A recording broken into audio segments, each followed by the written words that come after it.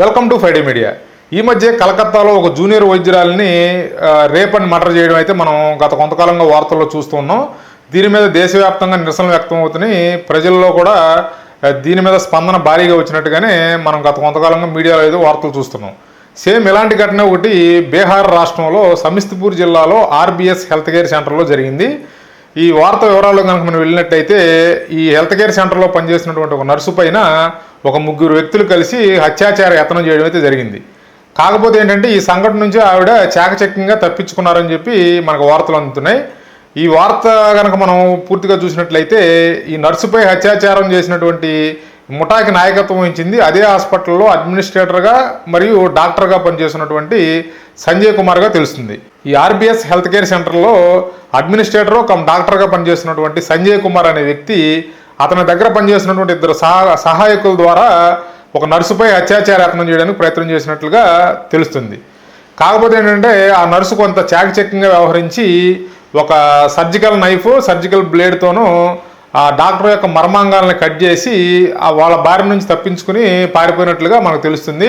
ఆ డాక్టర్ యొక్క మర్మాంగాలను ఆవిడ ఆ బ్లేడ్తో కట్ చేసిన తర్వాత కొంత కిందకి వెళ్ళడం అయితే జరిగింది. తర్వాత అక్కడ నుంచి పోలీసులకి ఇన్ఫామ్ చేసి అంటే పోలీసులకి జరిగిన సంఘటన గురించి తెలియజేసి ఆవిడ అక్కడ నుంచి తప్పించుకున్నట్లుగా చెప్తున్నారు. సమాచారం అందుకున్న పోలీసులు ఘటనా స్థలానికి వెళ్ళి రక్తం అంటినటువంటి దుస్తుల్ని తర్వాత రక్తం మరకలతో ఉన్నటువంటి బ్లేడ్ని కొంత అక్కడ ఒక మద్యం సీసాను కూడా స్వాధీనం చేసుకున్నట్లుగా చెప్తున్నారు. ఈ సంఘటనకు సంబంధించి డిఎస్పీ సంజయ్ కుమార్ పాండే మీడియా సమావేశంలో ఈ వివరాలన్నీ చెప్పడం జరిగింది.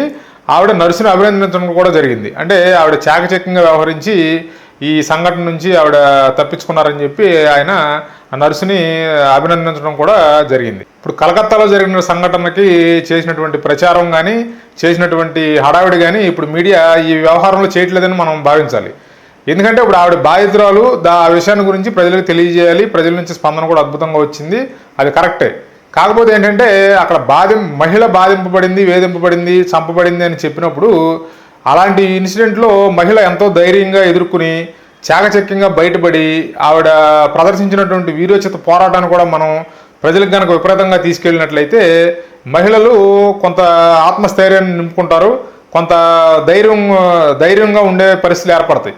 ఎందుకంటే ఇప్పుడు కలకత్తాలో జరిగిన సంఘటన చూసిన తర్వాత ఈ ఆఫీస్కి వెళ్ళే గృహిణులు అంటే ఆఫీసుల్లో ఉద్యోగాలు చేసే మహిళలు తర్వాత వాళ్ళ పట్ల వాళ్ళ కుటుంబ సభ్యులకు ఒక భయాందోళన అయితే ఖచ్చితంగా నెలకొని ఉంటుంది.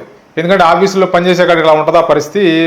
డాక్టర్గా పనిచేసే స్థాయిలోనే ఎట్లా జరిగిందంటే చిన్న ఆఫీసుల్లో వ్యవహారాలు ఇంకా చాలా దారుణంగా ఉంటాయి అనే ఒక పరిస్థితి అయితే ఈ ఉద్యోగాలు చేసే మహిళల కుటుంబ సభ్యుల్లో ఒక ఆందోళన అయితే నెలకొని ఉంది.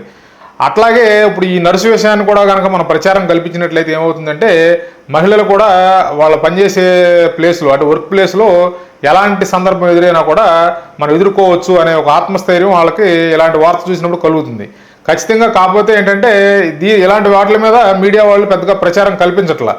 నా ఉద్దేశం ఏంటంటే ఇలాంటి వార్తను కూడా విపరీతంగా విస్తృతంగా కనుక ప్రచారం చేస్తే ఈ పనిచేసే మహిళలలో ఒక ఆత్మస్థైర్యం పెరుగుతుంది.